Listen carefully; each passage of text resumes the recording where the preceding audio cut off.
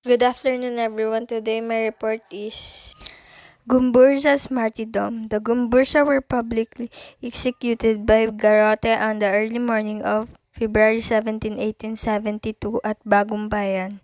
The Archbishop of Manila refused to defrock them and ordered the bells of every church to toll in honor of their deaths. The sword in this instance denied the moral justification of the cross. The three Filipino Catholic priests Mariano Gomez, Jose Burgos, and Jacinto Zamora, who were executed by garrote in 17 February 1872 in Bagong Bayan, Philippines by Spanish colonial authorities on charge of subversion arising from the 1872 Cavite Mutiny. The parable of the moth. The story of the moth affects Rizal's life by means of he values and loves his mother even before his death. Rizal is close to his mother, Teodora Alonso Realonda. The moth story is about a young and a mother moth are both flying near a candle lamp. The mother moth advised her child not to fly too close to the lamp as it would burn his wings. The young moth did not listen, causing his wings to catch on fire and was born. Rizal's mother influenced him in his life. She was his inspiration and he valued everything she had taught him in life. He obeyed her lesson by being obedient and remembering her life lesson. To My Fellow Children by Jose Rizal. Whenever people of a country truly love the language which by having they were taught to use, the country also surely liberty pursue, as does the bird which soars to freer space above.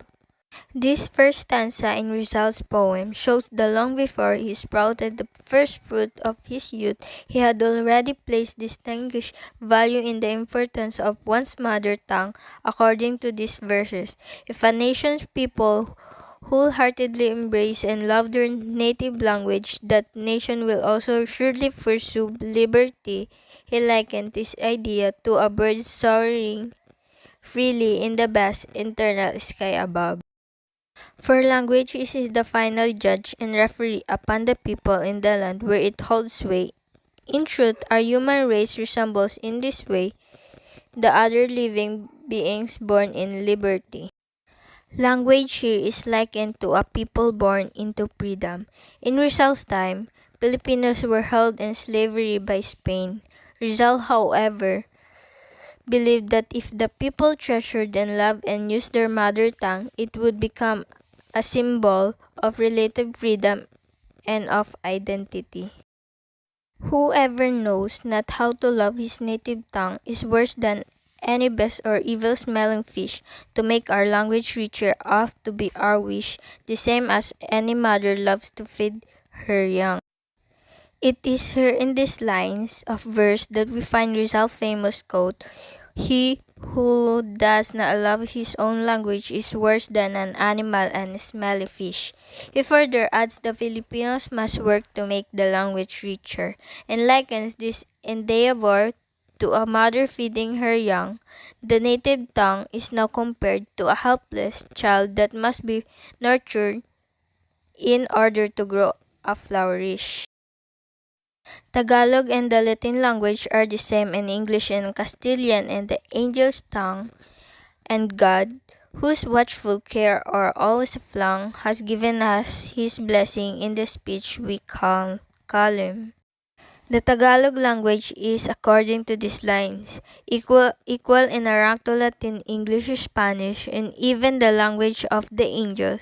It is not inferior to any other language, nor must it be considered so, for it is God who has bestowed upon the Filipinos this gift just as he has blessed the other nations and lands with their native tongues.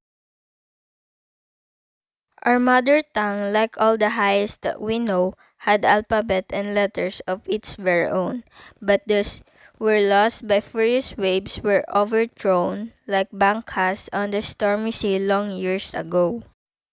These last lines may very well be referring to the Alibata or the Old Filipinos alphabet whose characters are unique in every essence, finding no likeness in any other alphabet. The Tagalog language, according to Rizal, has letters and character of its very own, similar to the way other Ilek tongues do. These letters, however, were overthrown by strong waves and lost like fragile, fickle boats in the stormy sea many long years ago.